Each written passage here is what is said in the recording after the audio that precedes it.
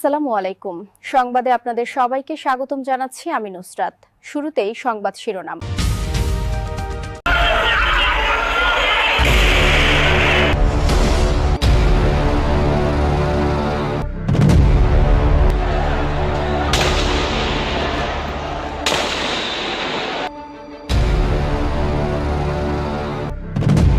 সেনাবাহিনী প্রধান জেনারেল ওয়াকারুজ্জামানের বিরুদ্ধে গ্রেপ্তারি পরোয়ানা জারি করেছেন আন্তর্জাতিক অপরাধ ট্রাইব্যুনাল। ওয়াকার সেনাবাহিনী ইনস্টিটিউটটারে খুনি জেনারেলদের রক্ষায় নামাবে, সব কয়টারে ফাঁসিতে ঝুলানো হবে, কাউকে ছাড়া হবে না।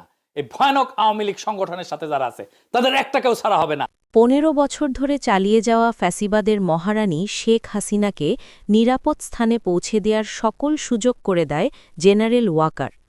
শেখ পরিবারের জামাই জেনারেল ওয়াকার এদেশের গণতন্ত্রকামী মানুষ এবং মহান আত্মত্যাগে বলিয়ান সংগ্রামী দেশবাসীর সাথে বিশ্বাসঘাতকতা করেছেন। জুলাই গণ-অভ্যুত্থানের ২,০০০ লাশ পড়ার পর জুনিয়র কর্মকর্তাদের চাপে আর নিজের প্রাণ বাঁচাতে স্বাভাবিকভাবেই জনতার দাবির পক্ষে অবস্থান নেন সেনাপ্রধান ওয়াকার ও জামান।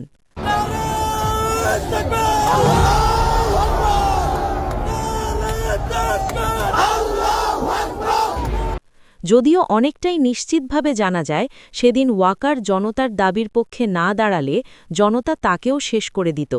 ব্যাপারটি বুঝতে পেরেই শেখ হাসিনাকে পালিয়ে যেতে বলেন। এজন্য অনেকের কাছে ওয়াকার হিরো হলেও ভেতরে ভেতরে ভয়ঙ্কর ষড়যন্ত্রে রিক্ত সেনাপ্রধান। দেশজুড়ে আলোচনা তৈরি করেছেন প্রধান উপদেষ্টা ড ইউনূসের পদত্যাগের ঘোষণা। তবে রাজনৈতিক মহলে গুঞ্জন এই পদত্যাগের ঘোষণা শুধুমাত্র ব্যক্তিগত সিদ্ধান্ত নয়, এর পেছনে সেনাপ্রধান জেনারেল ওয়াকারের প্রত্যক্ষ ভূমিকা রয়েছে। সরকারি সূত্রে জানা গেছে সাম্প্রতিক কিছু নীতিগত সিদ্ধান্ত এবং প্রশাসনিক পরিবর্তন নিয়ে ড ইউনূসের সঙ্গে সেনাপ্রধান ওয়াকারের মতবিরোধ চরমে ওঠে। এই মতবিরোধ ধীরে ধীরে রূপ নেয় চাপ প্রয়োগে। বিশ্বস্ত সূত্র দাবি করেছে গোপন বৈঠকে জেনারেল ওয়াকার স্পষ্ট জানান সরকারকে স্থিতিশীল রাখতে হলে ইউনূসকে সরে যেতে হবে। প্রশ্ন হচ্ছে, তাহলে কি সেনাপ্রধান ওয়াকারকে অপসারণ করা জরুরি? এছাড়াও জেনারেল ওয়াকারের ১০টি অপকর্ম সম্পর্কে আলোচনা করব আমাদের এই ভিডিওতে। চলুন একে একে দেখে নেওয়া যাক ওয়াকারের কুকর্মগুলো। এতক্ষণ শুনছিলেন সংবাদ শিরোনাম, এখন বিস্তারিত। নাম্বার ১, হাসিনাকে সেফ এক্সিট দেওয়া। জেনারেল ওয়াকারের সবচেয়ে বড় অপকর্ম হচ্ছে স্বৈরাচার হাসিনাকে দেশত্যাগে সাহায্য করা। অথচ হাসিনা এদেশে যা করেছে তার জন্য উচিত বিচার হবে, দরকার ছিল জনগণের আদালতে, কিন্তু সেটি সম্ভব হয়নি। সেনাপ্রধানের কারণে এমনকি জুলাই বিপ্লবে যে ২,০০০ মানুষ নিহত হয়েছিল সেখানেও নীরব সম্মতি ছিল ওয়াকারের। জানা যায় সেনাবাহিনীর একটি অংশ চেয়েছিল হাসিনাকে জনতার হাতে তুলে দিতে, কিন্তু ওয়াকার সেটিও হতে দেননি। তিনি এতটাই গোপনীয়তার সাথে হাসিনাকে পালাতে সাহায্য করেন যে হাসিনার ফ্লাইটটি রাডার পর্যন্ত ফাঁকি দেয়। হাসিনা, তার বোন শেখ রেহানা বা ফ্লাইট ক্রু ও সিকিউরিটি সার্ভিসেস ফোর্স সদস্যরা কেউই ঢাকা ছাড়ার আগে ইমিগ্রেশন সম্পন্ন করেননি, যা সম্পূর্ণ রাষ্ট্রদ্রোহিতা। আর এসব সম্পন্ন হয়েছিল ওয়াকারের কল্যাণেই। নাম্বার ২, হাসিনার ৬৫০ জন দোসরকে ক্যান্টনমেন্টে আশ্রয় দেওয়া। হাসিনা যখন পালালেন তখন তার হাজারখানেক নেতাদের জনগণের হাতে মার খেয়ে পথে ঘাটে মরে থাকার কথা ছিল, কিন্তু সেটি হয়নি, কারণ হাসিনার আত্মীয় ওয়াকার আওয়ামী লীগের নেতাদের গোপনে ক্যান্টনমেন্টে আশ্রয় দেন। সেখানে তারা মাসখানেক অবস্থান নেয়। এরপর ওয়াকার নিজের প্রচেষ্টায় তাদেরকে ভারতে পালিয়ে যেতে সাহায্য করে। একটি ঘটনার কথা বলা যাক। ৫ আগস্টের ইতিহাসের এক ভিন্ন মাত্রার ঘটনা ঘটেছিল সংসদ ভবনে। ওই দিন সাবেক speaker Shirin Sharmin Chowdhury, deputy speaker Shamsul Haque Tuku, সাবেক আইসিটি প্রতিমন্ত্রী জুনায়েদ আহমেদ পলক, সাবেক হুইপ ইকবালুর রহিম ও নাজমা আক্তার প্রায় ১২.৫ ঘণ্টা সংসদ ভবনের ব্যাংকারে আত্মগোপনে ছিলেন। এদের সবারই সেদিন জনতার হাতে গণধোলাই খাওয়ার কথা ছিল, কিন্তু এদের সবাইকে সেখান থেকে নিরাপদ আশ্রয় নিয়ে যান ওয়াকারের নেতৃত্বে একদল সেনা সদস্য। এমনকি জানা যাচ্ছে শিরিন শারমিন সহ অনেকেই এখনও সেনাপ্রধানের আশ্রয়ে আছেন। নাম্বার ৩, পিলখানা হত্যার কমিশন হতে বাধা দেওয়া। 2009 সালের 25শে ফেব্রুয়ারি পিলখানায় যখন বিডিআরের গণহত্যা চলছিল তখন ওয়াকার 17 ইস্ট বেঙ্গলের 2IC হিসেবে পিলখানায় যথাসময়ে পৌঁছিয়েছিলেন। কিন্তু প্রতিরক্ষা উপদেষ্টা জেনারেল তারিক সিদ্দিকীর ফোন পাওয়ার পর আর পিলখানার ভেতরে ঢোকার চেষ্টা করেননি। এই ঘটনার কথা তখন থেকে বাংলাদেশের সশস্ত্র বাহিনীর সকল তরুণ অফিসার এবং বীর জওয়ানরা জানে। কেন তখন বিডিআর অবরুদ্ধ সেনা অফিসারকে ওয়াকার রক্ষা করেনি? 2009 সালের এই বিদ্রোহের ঘটনার তদন্ত ও বিচার প্রক্রিয়া নিয়ে শুরু থেকেই নানা প্রশ্ন তুলে আসছিলেন ভুক্তভোগীরা। অভিযোগ রয়েছে যে পিলখানা হত্যার সঙ্গে আওয়ামী লীগের বেশ কয়েকজন নেতা জড়িত থাকার পরও তদন্তে তাদের নাম বাদ দেওয়া হয়েছে জানা গেছে। পিলখানা হত্যা মামলার পূর্ণ তদন্ত যেন সম্পন্ন না হয় সেখানেও কলকাঠি নেড়েছেন ওয়াকার। নাম্বার 4, পিলখানা হত্যার পুরো দায় বিডিআরকে দিয়ে দেওয়া হয়। জানা যাচ্ছে পিলখানা হত্যায় জড়িত ছিলেন ওয়াকার। অনেকে বলছেন ওয়াকার পিলখানা হত্যার সাথে জড়িত ছিল বলেই হাসিনা ওয়াকারকে সেনাপ্রধান বানিয়েছিলেন। জুলাই বিপ্লবে ওয়াকারের হাতে দ্বিতীয় কোনো অপশন না থাকায় ওয়াকার হাসিনাকে পালাতে সাহায্য করে। এতে করে হাসিনার প্রাণ বেঁচে যায়। বলা যায় ওয়াকার হাসিনাকে বাঁচিয়ে দিয়েছেন। না হলে সেদিন ফ্যাসিস্ট হাসিনাকে শেষ করে দিত সাধারণ মানুষ। স্বৈরাচারের বিচারও এভাবেই হবার কথা ছিল, কিন্তু ওয়াকারের জন্য তা সম্ভব হয়নি। হাসিনা পালানোর আগে ওয়াকার হাসিনাকে প্রতিশ্রুতি দেন তার সকল নেতাকর্মীকে নিরাপদে তিনি দেশত্যাগ করতে সাহায্য করবেন। ওয়াকার তার প্রতিশ্রুতি রক্ষা করেছে এবং এখনও করে চলেছে। তারা পিলখানা হত্যা মামলা যে শুধু বিডিআর সদস্য নয়, সেনাবাহিনীর লোকেরাও যে জড়িত ছিল সেটি স্বীকার করতে নারাজ ওয়াকার। নাম্বার 5, ট্রাইব্যুনাল থেকে গ্রেফতারি পরোয়ানা জারি হওয়া সেনা অফিসারদের ক্যান্টনমেন্টে আশ্রয় দেওয়া।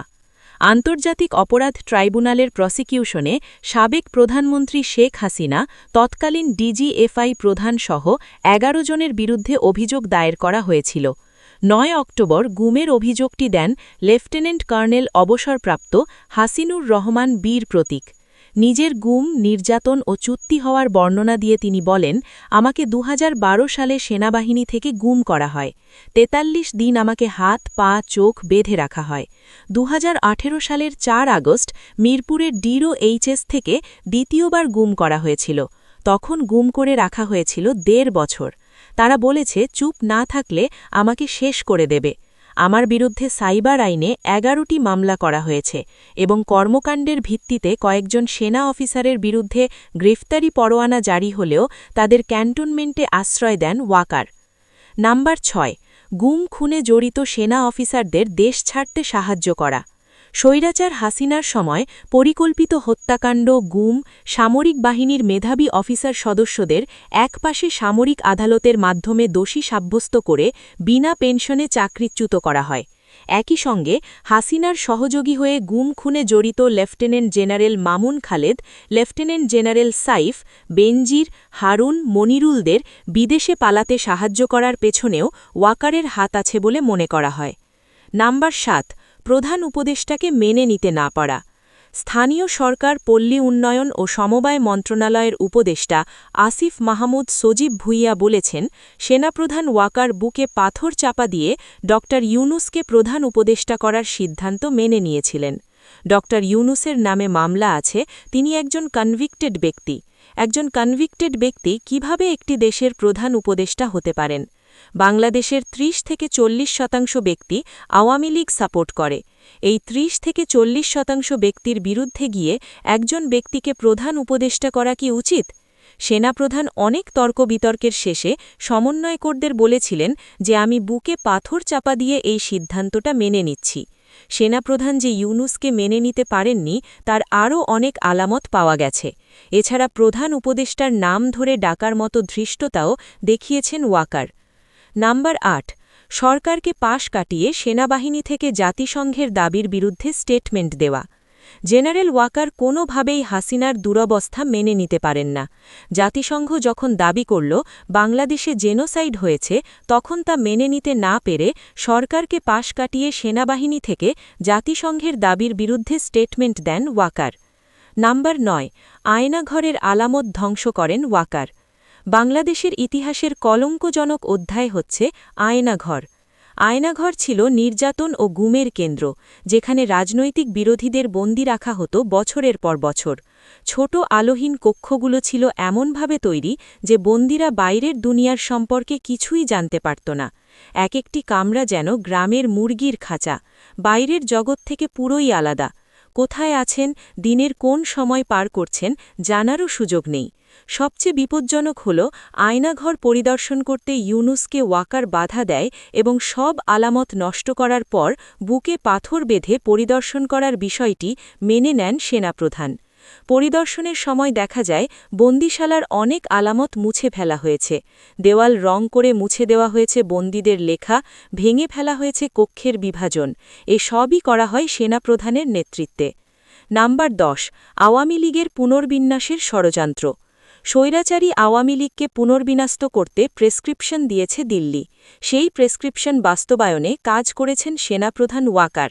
সেনাপ্রধান ওয়াকার আওয়ামী লীগের তুলনামূলক কম দুর্নীতিবাজ নেতাদের নিয়ে রিফর্ম আওয়ামী লীগ গড়ার চক্রান্ত চালিয়ে যাচ্ছেন। এই প্রস্তাব মেনে নেওয়ার জন্য হাসনাত আবদুল্লাকে আসন সমঝোতার প্রস্তাব দেওয়া হয়। এমনকি এই প্রস্তাব প্রত্যাখ্যান করায় নিজের জীবন হুমকির মুখেও বলে মনে করেছেন হাসনাত। জেনারেল ওয়াকারের বিরুদ্ধে এমন অভিযোগের শেষ নেই।